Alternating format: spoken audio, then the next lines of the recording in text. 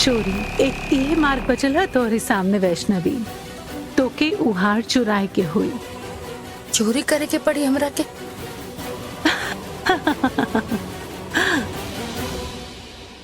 मैया, दीदी का सच में एक कदम उठाइए। राहुल बिटिया चोरी करे के अपराध कैसे कर सकेली? हम कहले रही ना शाशा, वैष्णवी एगो ऐसन जाल में उलझतिया जो ओकरा के पाप के ओर ले जाता, और हम एकरा में वैष्णवी के कोनो सहायता ना कर सकेनी। ई मार्ग उस स्वयं ही चुन ले बिया। हम आज तक जानबूझ के कोनो गलत काम ना कैनी है, तो फिर ना चाहते हुए भी हमरा से चोरी कैसे हुई?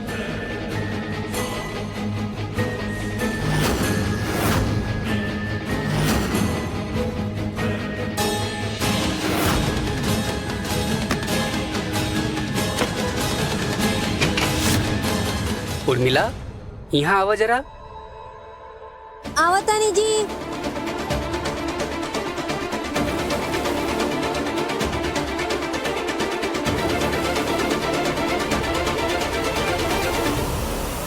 कोई तो तरीका होखी माँ जी के बिना बतैले हार लेवे के।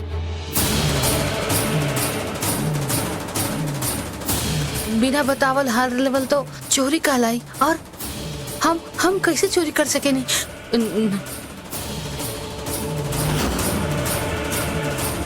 वैष्णवी का मन बुराई की ओर आकर्षित होए लगल है। इस क्षण का तो हम कब से प्रतीक्षा करत रहली। छठी मैया के बिटिया अब चोरी जैसन अपराध करे वाले हा।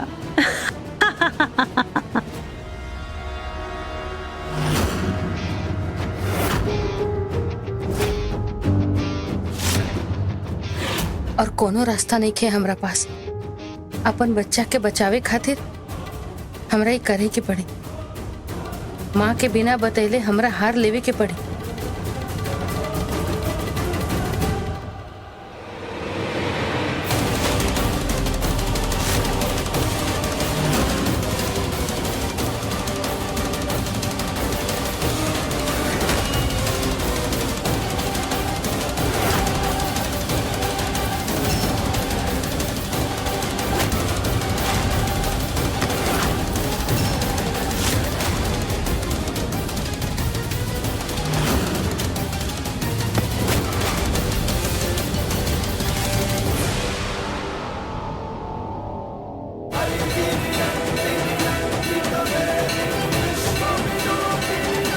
कारण चाहे कुछो होके, हमार सच्चा भक्त, हमार शिशु चोरी जैसन पाप करे ये कदापि ना हो सकेला।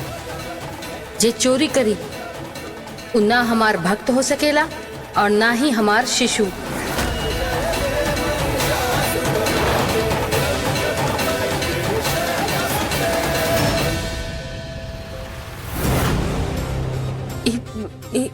ई हम का करे जात रहनी? चोरी जैसन महापाप करके हम कवन मुंह से खुद के मैया के बिटिया कहब?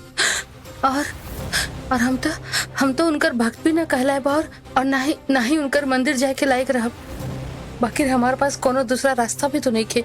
कहा करी मैया, हमरा सही मार्ग दिखाई, सच्चाई के रास्ता पर चले के शक्ति दी मैया, शक्ति दी।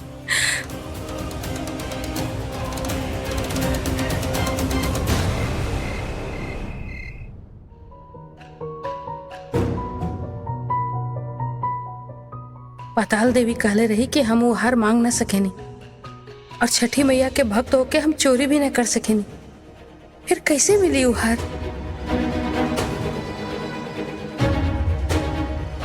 वैष्णवी,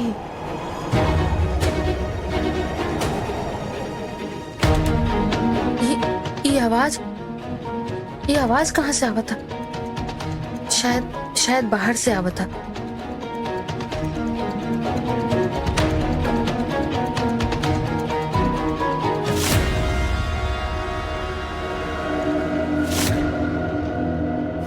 वैष्णवी,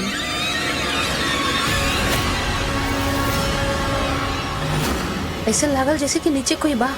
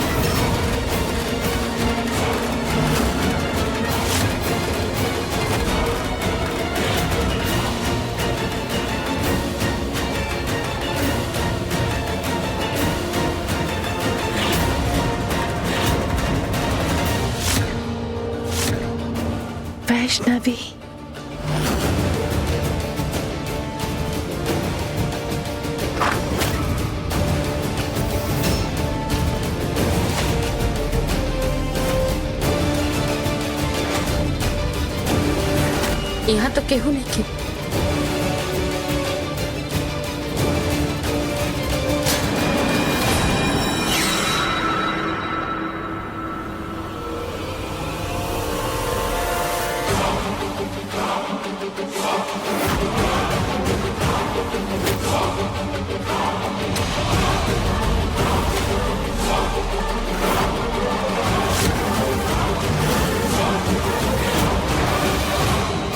तीस घंटा ये कोनो संदेश है पाताल देवी की ओर से।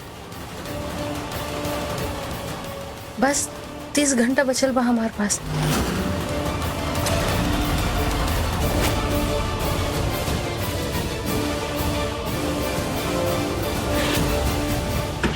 हमार ना चांद हार चोरी हो गई। तो हमारे संगे कमरा में सुतल रहू ना, हमसे पहले यहाँ कैसे पहुँच गए?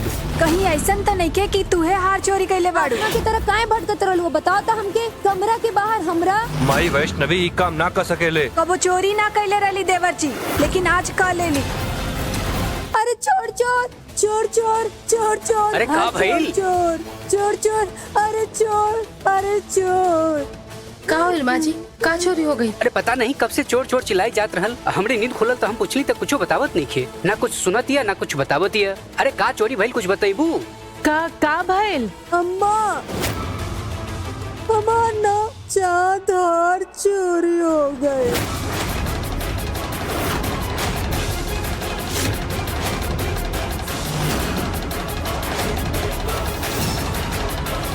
अरे गलती हमारा, गलती हमारा। उर्मिला पागल हो गइल बारू का? हम ना तिजोरी बंद कर भूल गए रनिया। हमरे गलती है रे, हमरे गलती है।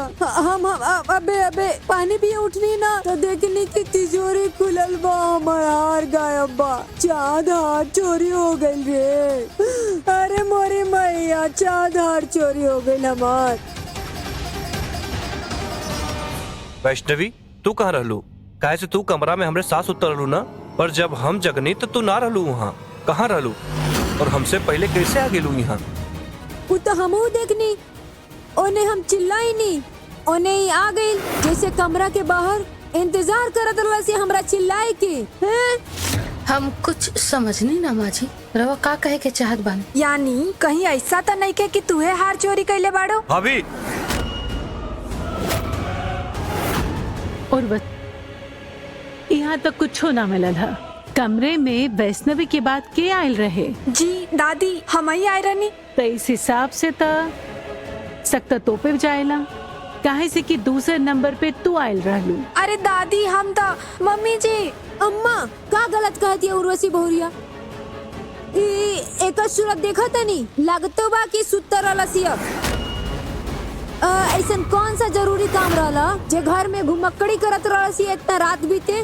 काहे के आत्मा की तरह काहे भटकत रहलू? बता हमके। कमरा के बाहर हमरा माई बस करी। रघुआ भी अच्छी तरीके से जानत पानी की वैष्णवी काम ना कर सकेले। कबो चोरी कैले ना रहली देवर जी, लेकिन आज का ले ली। और हमरा पता बानू एकर हमेशा से बुरी नजर रला मम्मी जी के चांद हार पर। मम्मी जी रघुआ याद बा अभी वो गिट्टी के लड़का वाला देखे आए रहला तो कैसे राउर चांद हार के साथ गिट्टी के तुलना कैल जात रहला। जैसे ही माँ जी के चांद हार बाना वैसे ही सोना जैसन पवित्र मन बा एकर। ऐसे वैष्णवी चोर तो ना हो गई ना? अरे रवा चुप रही जी।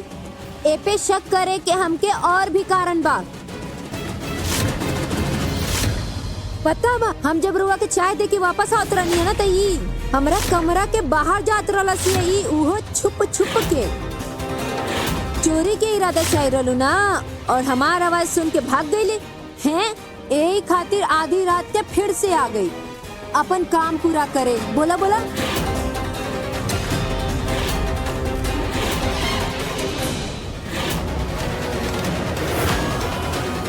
ओ नो, ये हार हमरा जेब में कैसे आए? चाहे वो घर वाला होके चाहे बाहर वाला, जे हमार हार चोरी कैले होकी ना ओके हम छोड़े नहीं।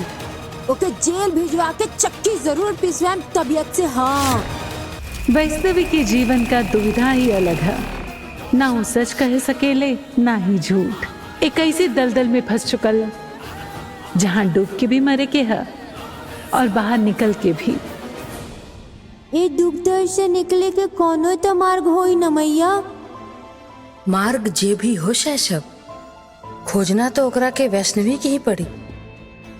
देखा और सीखा शैशव, एगो बुरा कर्म मनुष्य के कई गो बुरा कर्म करे पे मजबूर कर देवेला। वैष्णवी चोरी तो ना कैली है, परंतु फिर भी कठिनाई में फंस गईली।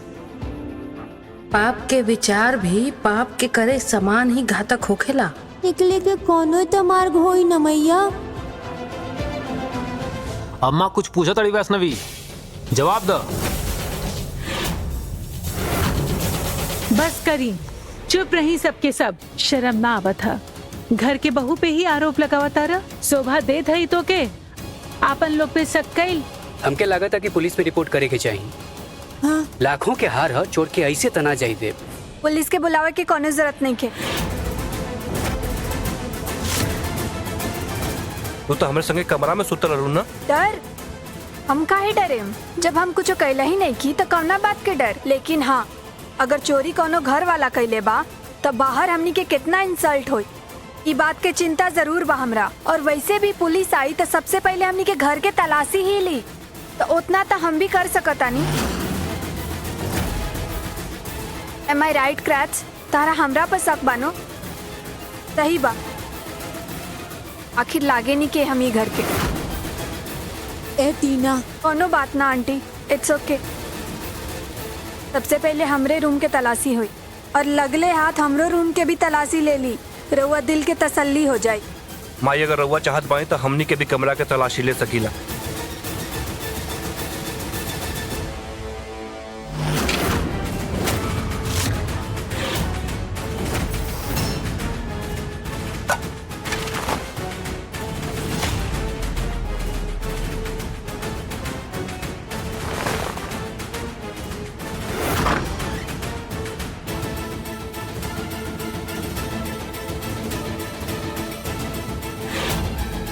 अच्छा बा, वैष्णवी यहाँ नहीं खे।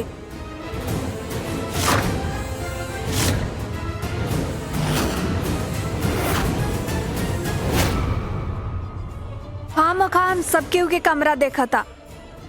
नेकलेस मिली तो तहरा और वैष्णवी के ही कमरा में। ठीक है, चला सब लोग, सबके कमरे का तलाशी हुई। चला चली मम्मी जी। हम एक मिनट, तू तनी रुकत आई जा। पक्का तू नहीं खुले ना?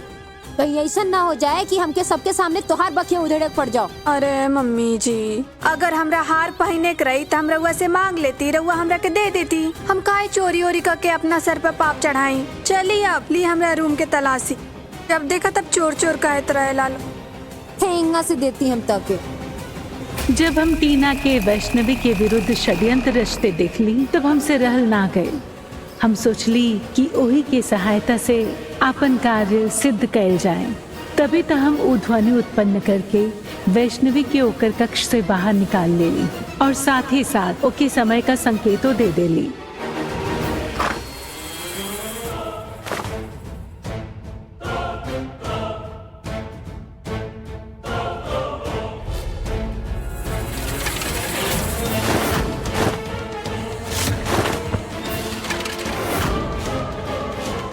यहाँ तक कुछ ना मिलल है।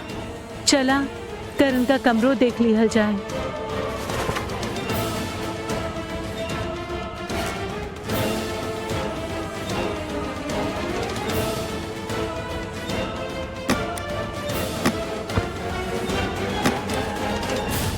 पक्का तू नहीं ले ले हो ना वो नेकलेस? अरे का हाजी, कहा ही घर में हम ही सबके के सबसे बड़का चोर लौके नहीं, जे बारी बारी करके एक ही सवाल पूछा तालो।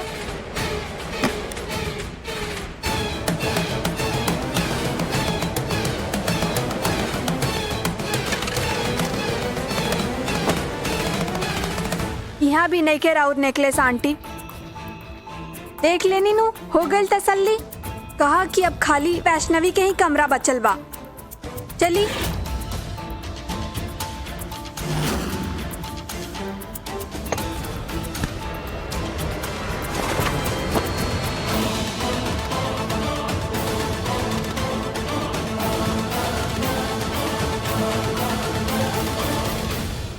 हमके ज्ञात बा कि रउआ ए बात से क्रोधित बानी कि दीदी कृतिका माता के जाल में फंसत जाता रही, लेकिन रउआ के अपना बेटी के मान रखे के पड़ी। ए बात में कोनो संदेह नहीं खे कि दीदी निर्दोष बाड़ी। अगर उनकरा पे चोरी के आरोप लगी तो ये अन्याय हुई। घर वाला समाज वाला उनके नीचे दिखाए के एगो अवसर ना देवे जा देला लोग। उनकरा चाहे के भी तो एगो सीमा बा मैया।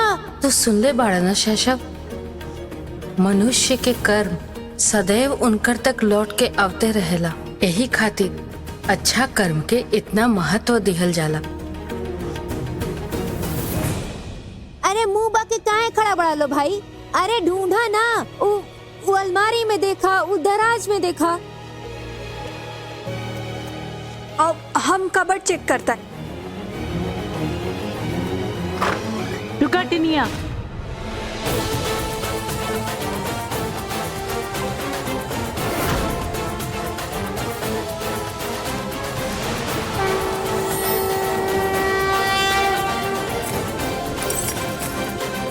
टिनिया तू काहे अलमारी का तलाशी लेबो? वैष्णवी का अलमारी है ना, हम हैं अभी, हम तलाशी ले ले। हटा। ये तो और अच्छा बा, दादी खुद रंगे हाथ पकड़ियन अपना लाडली के।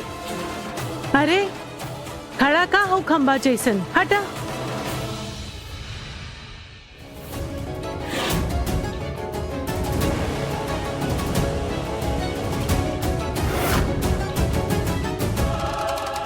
यहाँ तो कुछ ना ही है, सब तलाशी ले ली हम।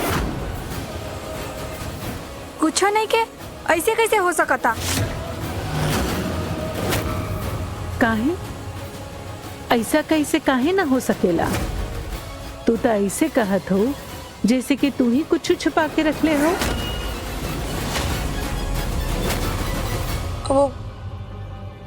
वो नहीं, वो दादी, वो दरअसल हम सबके की कमरा चेक करनी नु तो वहाँ कुछ ना मिल, तो हमरा लगल इहे कहीं होई। हाँ तो जब वहाँ कुछ ना मिलल तो यहाँ भी कुछ ना मिले।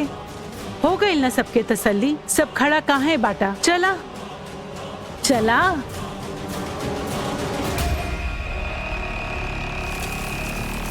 षष्ठी एक बार फिर ओकर सहायता करके वैष्णवी के बचा लेलस। षष्ठी टीना के षड्यंत्र से तो वैष्णवी के बचा सकेले, किंतु हमार ना। वैष्णवी के हमार कार्य करे खातिर चोरी तो करे के होई, किंतु देवी वैष्णवी ई हार मांग ना सकेले, पर खरीद तो सकेले। ओके खातिर ओकरे पास उतना धन भी होके के चाही, और जहाँ तक हम वैष्णवी के जानेला ओ केहू से कुछ मांग ना सकेले। ना ही ओके पास ओकर चांद हार है, तो ओके पास एक ही मार्ग शेष है, चोरी। गिट्टी तू काहे चाय लेके आईलू? रामधनी कहाँ बिया? बड़ी मलकिन उ चाचा के सर में दर्द रहे तो हम कली हम ही बना ले थई। अगर वो नेकलेस एकरा अलमारी में ना रला तो गइल कहाँ?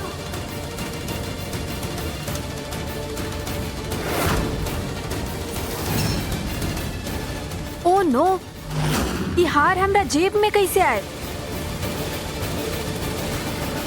चाहे वो घर वाला होके चाहे बाहर वाला, जेहू हमार हार चोरी कैले होखी ना, ओके हम छोड़े नहीं। ओके जेल भिजवा के चक्के पिसवाएम तबियत से। हाँ, वो हमरा मेडिसिन के टाइम हो गइल बा, हम अभी आई।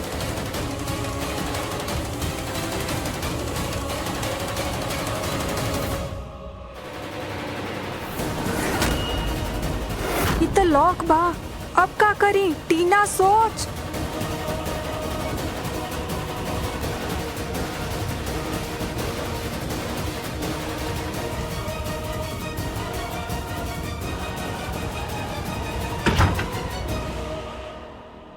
मैया रहुआ फिर से दीदी के सहायता कईनी। जवन अपराध वैष्णवी कैले ही नहीं खे, ओकर दंड भी ओकरा के ना मिले, परंतु हम ओकरा के अपराध करे से रोक भी न सकेनी। एकर निर्णय ओकरा के स्वयं ही लेवे के पड़ी।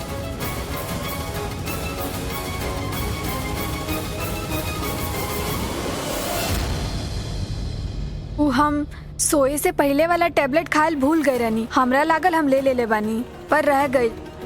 कबो कबो ऐसा हो जाला। हाँ दादी। हाँ, हो जाला ऐसन कभी कभी। और मिला, तू अपन कमरा में अच्छे से तलाश कैले रहलू?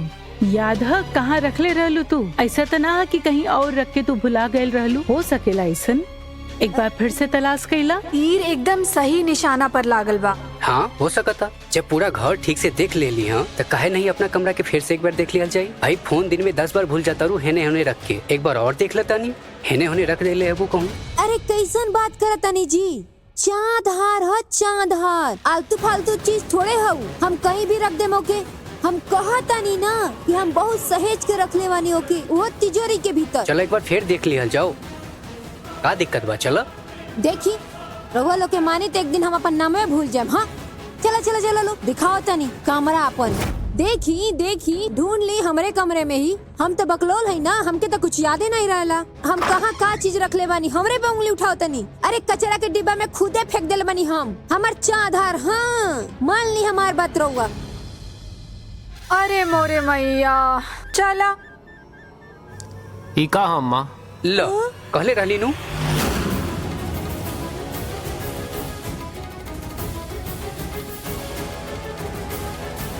का और मिला?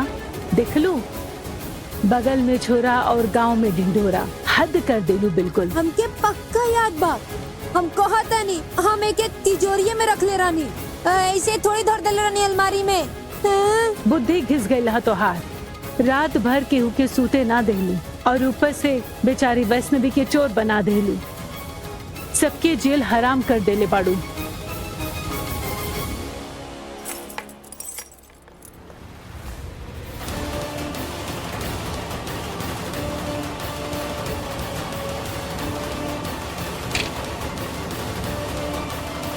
न जाने ये सब कैसे भइल, बाकिर अब हमरा की हार कैसे मिली, और अगर ना मिलल तो हम अपन बच्चा के कैसे बचाई?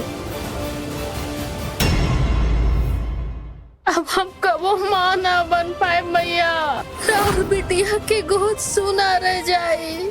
रउआ ऐसन कैसे होके दे सके नहीं हमरा साथ? ऐसन कौन भगवान अपन भक्त के मुसीबत में अकेला छोड़ सकेला मैया? रउआ के हमार साथ देवी के पड़ी, हमार मदद करी के पड़ी।